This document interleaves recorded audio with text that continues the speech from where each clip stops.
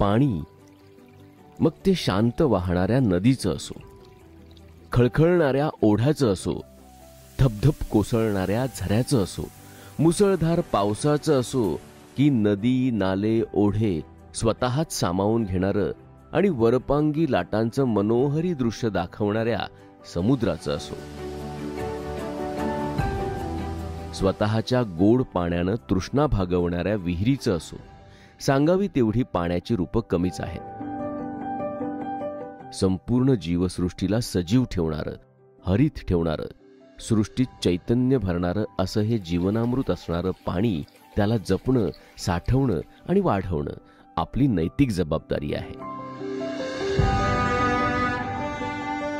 शासन सुद्धा या कामी अग्रेसर आहे.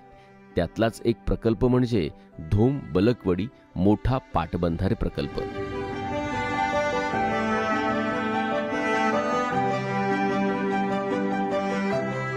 पंतप्रधान कृषी सिंचन योजनेअंतर्गत उभारण्यात आलेला हा प्रकल्प सातारा जिल्ह्याच्या वाई या गावाजवळ आहे.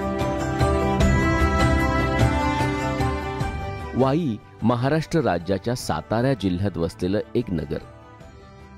याच वाई शहरापासून 32 किलोमीटर अंतरावर हा धोम बलकवडी मोठा पाटबंधारे प्रकल्प.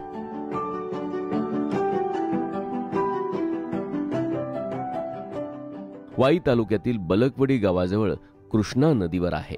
या प्रकल्पात 1211 मीटर लांबीचा मातीचा बांध बांधण्यात आला आहे, ज्याची कमाल उंची 65.10 मीटर आणि 12 मीटर बाय 5 मीटर आकाराचे 3 रेडियल गेट्स 1758 क्युसेक्स पाण्याचा निचरा करते.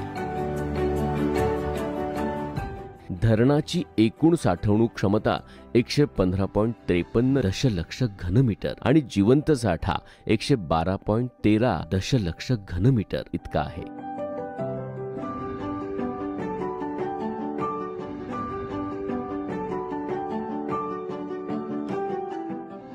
धरणाच्या पायथ्याशी 4 मेगावॅट स्थापित क्षमतेचे पॉवर हाऊसचे कार्य प्रगतीपथावर आहे.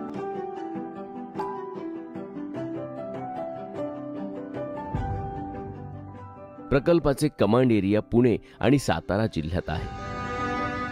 पुणे जिल्ह्यातील भोर तालुक्यात 1050 हेक्टर आणि सातारा जिल्ह्यातील खंडाळा आणि फलटण तालुक्यात 17,050 हेक्टर क्षेत्र व्यापणाऱ्या 18,100 हेक्टर क्षेत्राला सिंचन करण्यासाठी उजवा कालवा 147.0 किलोमीटर लांबीचा आणि डावा कालवा 14.50 किलोमीटर लांबीचा आहे.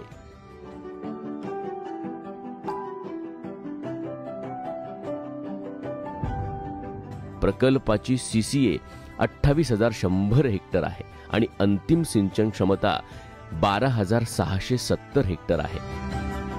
पंतप्रधान कृषी सिंचन योजनेतील या प्रकल्पाला यापूर्वी 23 मार्च 2007 रोजी योजना आयोगानं 475.29 कोटी रुपये मंजूर केले होते.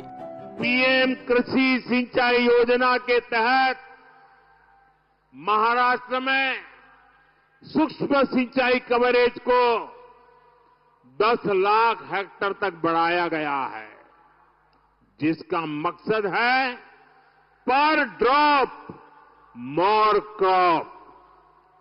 साथियों, हमारा संकल्प है किसान खुद इतना सशक्त हो कि वो देश की प्रगति का नायक बनकर उभरे.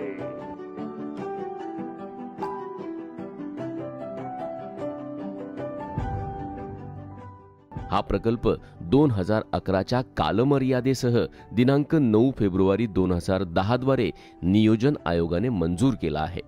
धोम बलकवडी धरणातील पाणी धोम धरणामध्ये सोडून या धरणाचे डाव्या तीरावरील बोगद्याद्वारे आणि कालव्याद्वारे भोर, खंडाळा, फलटण इत्यादी दुष्काळी तालुक्यात सिंचन करणं हा या प्रकल्पाचा मुख्य उद्देश आहे.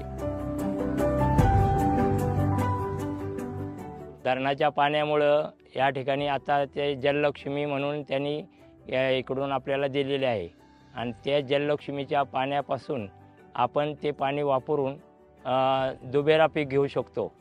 आमच्या आता भात शेती केली, नंतर भुईमूग येतो, नंतर गहू येतात, हे 3 पिकं मी या ठिकाणी काढू शकतो. आणि या जललक्ष्मीमुळं आमचं सुजलम सुफलम या ठिकाणी झालेलं आहे. धरणाच्या पाण्यामुळं सर्वांचं जीवन सुखी झालेलं आहे. धरणाच्या पाण्यामुळे आमच्या भागाचे व जलसंपदा विभागाचं आभार मानतो.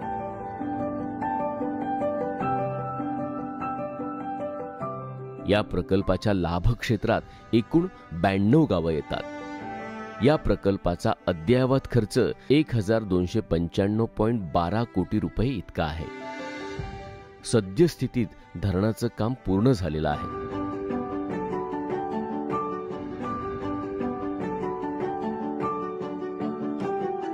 धोम-बलकवाडी प्रकल्पामुळे 4 गावं पूर्णतः आणि 2 अंशतः बाधित होत आहेत.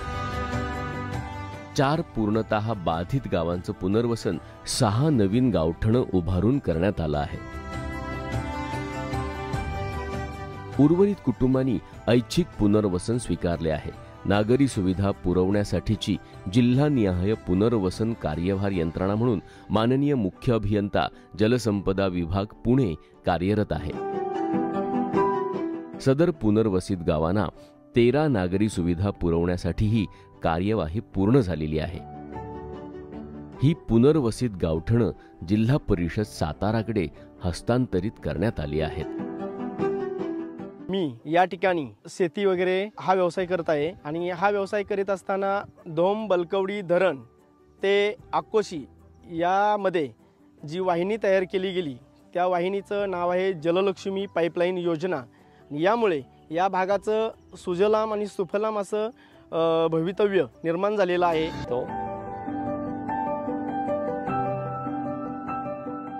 प्रकल्पाची सिंचन क्षमता एकूण 24,237 इतकी आहे. या प्रकल्पाकरिता 2024 ते 25 मध्ये 21 कोटी रुपयांची तरतूद करण्यात आली आहे. त्यात उर्वरित भूसंपादन आणि वितरण व्यवस्थेची तसेच भूविकासाची कामं करून प्रकल्प पूर्ण करण्याचं नियोजन आहे.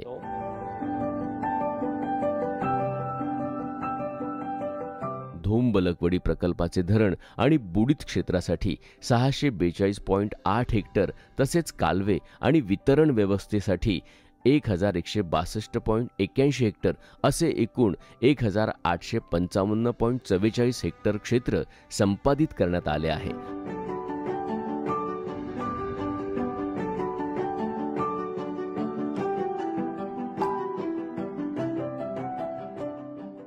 हा प्रकल्प 1996 या वर्षात सुरू करण्यात आला. त्यानंतर धरणाचे काम पूर्ण झाले असून कालव्याचे काम पूर्ण झाले आहे. मार्च 2011 पर्यंत 4771 हेक्टरचे पोटेंटल तयार झाले आहेत.